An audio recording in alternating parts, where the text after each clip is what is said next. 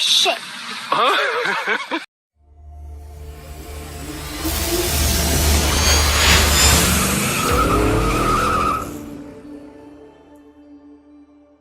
What's going on, guys? It's your boy Julius with Exclusive, back at it with another one. I know you saw me drop that tool, but don't worry. I got all my toes. They all there. Everything's good. Yes, I just put my toes on camera, so don't say nothing about my feet. I got nice feet. But anyway, this video is going to be about my Airbox. It's not going to be the most exciting video. I'm going to just be customizing the Airbox, getting that going. Not like I have the most exciting videos anyway, but, you know. And plus, you're going to see a lot of different outfits and haircuts. It's been like 3 months. I've been doing little clips on this thing. So you're going to see pre-Rogaine, after Rogaine. My hairline came back. I did the LeBron, all that good stuff. So I don't know why my camera keeps blurring up. Can I get it straight? There we go.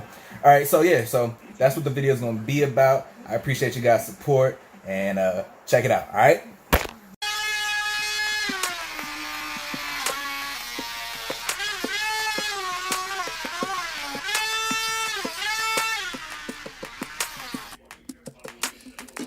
Alright guys, so here we are at my makeshift workstation. I've got my 2011 750 Airbox that I will be using. I already done some modifications to make this thing work. As you can see, I cut down the intake tube. I cut off where the 2011 ECU is supposed to fit. I have some repairs to make to this box. I didn't really notice it until it was too late, but I have a plastic welder, so that's not going to be too much of a big deal. Let's open this up so we can check out the inside. I have all short intake tubes. So what that is going to do, according to my tuner, is that is going to add a little more power to the top end. It used to have the two long ones in the middle and two short on the side. He said go all short. And what that also helps me out with is, as you've seen in other videos, this thing doesn't exactly fit all the way in the bike. The tank has about an inch of a gap if I try to close it with this Airbox in it. Since the two intake tubes came all the way up, there was nothing I can do, the two longer ones. But now that I'm using the shorter ones, what I plan on doing is taking this top and basically cutting this off. It's about, I don't know, maybe an inch, half an inch, all the way around with my handy dandy Dremel here. I've got my accessories, and what I will do is I will separate it right here at the bottom and then separate it right after the curve. That'll give me a good inch off, and I'll be attempting to put that back together with my plastic welder. So we'll see how this works. I have not done that, but let me start cutting, and worst case scenario, I'll buy another one on eBay. So let's get to it. I've got my first cut line drawn all the way around. I did it after the curve for the most part. That way it sits flat down once I get this going. I decided to cut the top part first because I don't want the bottom to start racking and losing its shape, because I know that'll be hard to get it back. But that is the line that I have drawn all the way around. Luckily, I just did a project for school, so I had these poster board markers right here that were able to get it on there because the pencil and pens weren't working. So I found these and just did the project, so I got lucky there. So that's what I used, and I'm gonna start cutting on this line. So let's get to it. Boom, here we go. So I made my first cut, and this is about as tall as this part is. If you can see it here, they're about the same height. So what I did was I took it and test fit it, because what I was gonna do was just cut it down here and then put this back on top.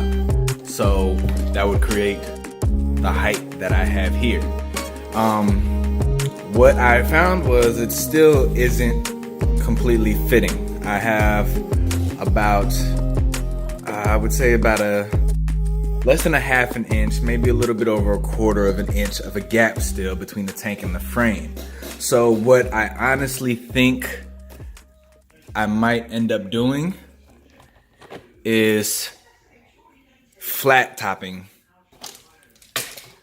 the Airbox, just putting a top on it, maybe acrylic, or the type of plastic that's here is a polypropylene. Maybe if I can find some polypropylene sheets and just flat topping the airbox, the air can still come in and go down into these intake tubes, since I don't have the tall intake tubes that would be at the top, which is one of the reasons why I didn't do that before.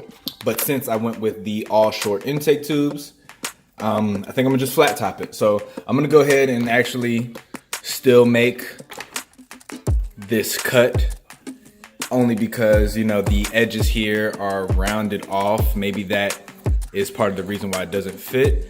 So I'm gonna still make this cut. I'm gonna still go ahead and make the weld. I have everything I need to do that. But for the most part, I think that's gonna be the solution, is to go ahead and just flat top it.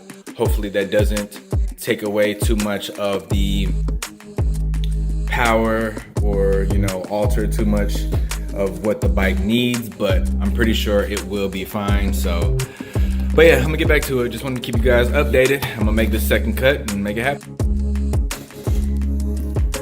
All right, here's pretty much how it's gonna look when it's together. This is the last piece that was cut out here. I just noticed this extra piece. It covers another filter inside. I'm not really sure on what it's for, so I'll have to find out from my tuner and figure out a way to get that back in there. But it looks pretty short, and with those rounded edges, it might actually fit. So I'm gonna go ahead and weld it. I know it might just be a waste of time, but at least it gives me some practice with the plastic welder that I have, because I've never done that before. So worst comes to worst, if I do decide to flat top it still, or if this still doesn't work, you know, at least I got some practice in with the welder before I go and make the repairs on the front side, like this crack that goes all the way around here. So gives me a chance to practice, see how it works. And yeah, it's not looking too bad. I actually really like the way it looks. Man, it looks like it could come stock once I get that weld done, depending on how good I do it. Once I get that done, the other adjustment that I will have to make is to the ram air tubes here. These two, they don't line up with the holes that are in the frame like in previous videos, so that's going to be the next part that I have to tackle in this airbox. Well, no, honestly, I'm going to go ahead and tackle this part. I'm going to tackle this repair, and I will handle the tubes maybe tomorrow. So it's coming along, guys. I'm kind of excited about it. But either way, even if this doesn't work, I'm going to flat top it.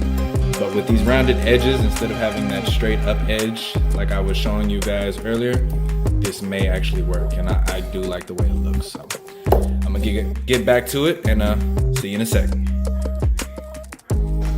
Okay, so I wanted to show you guys how to use this plastic welder. I already had a little bit of plastic done in the front, so that way when I show you guys, it can hopefully go smoothly and like I know what I'm doing. So what you want to do is you want to take your Dremel, which this tip that I have here, I don't know if you can see it. This tip that I have here is not really the proper tip. I should have a little bit bigger, but it works. You want to get in here and grout just a little bit of the two plastics down, so when you melt the plastic in there, it can get between both plastics. So I'm gonna do that real quick.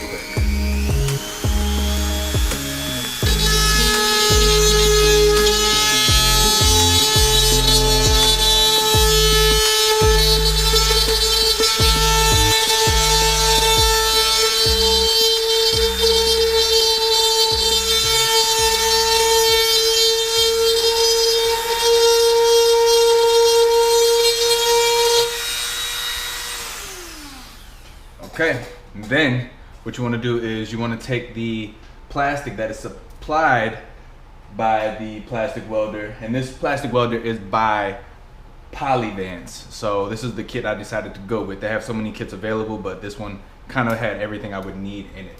So you look at the code on the plastic. This code, if you look on the box, I'll show it here. Right here, that says PP. So PP stands for polypropylene. Most plastics should have that code on there some kind of way.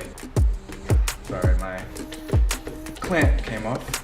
So yeah, so you take that, you look inside the box, and you'll see that the code, they have a polypropylene melting stick, or welding stick as you would call it. So you take this, there's different tips. So you use the tip that has the hole in it.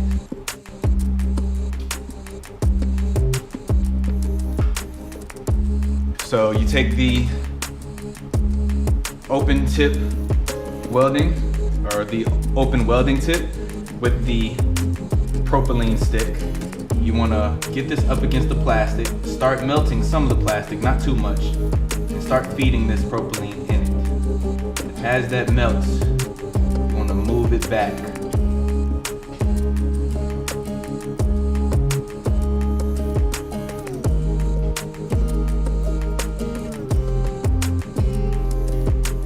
And yeah, it's kind of how it works. Got the clamp in the way here. I'll run it around, smooth it out. I'll sand that later, and yeah, that's how you weld it from what I understand. Hopefully when I take these clamps off, it's still welded. I'm gonna go ahead and do that all the way around the box, and that's how you use the Polyvance plastic welder. Guys, this is like some of the most professional-ish I have ever done in my life. I mean, look at that. I mean, from standing back, it looks like a stock box. So I'm super happy with it, and good thing is I already did a test fit and it actually fits. So no flat topping it. This is how it's gonna go in. I still have to do a couple of modifications on it. One, I have to do this. The ram air tubes, I have to make those line up. I kind of did the damaged part up here. I'm gonna go ahead and fix the inside of it. Let's see if we can get that on camera. There's a crack right there, so I'm gonna go ahead and do that. And just to make sure this is sealed, I'm gonna go ahead and weld the edge of the lid on the inside also. The other thing that I'm going to be doing, I guess, is that one piece that goes here. I will be putting that back on too. So, I mean, I'm super happy with it. Yeah, I mean, I don't even want to put my tank on. I'm gonna have to figure out. I'm gonna show this off. But I'm happy with it.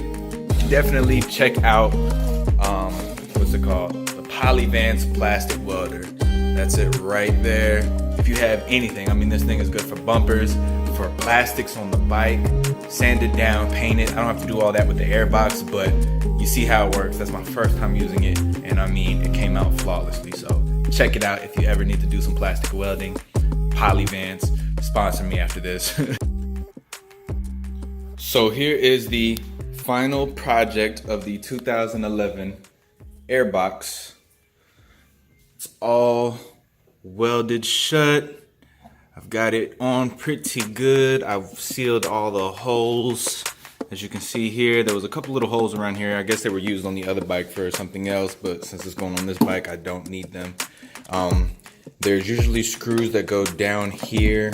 I ended up sealing those, but I kept them long enough to hold the filter down, so there's no longer gonna be screws down here on this Airbox. I made the repairs on the front. This thing fits. It is about a ½ an inch shorter, so the tank closes. The only thing left to do on this Airbox, honestly, is to make the ram air ducts line up in here, which you guys probably can't see that. Let me see if I can get some light over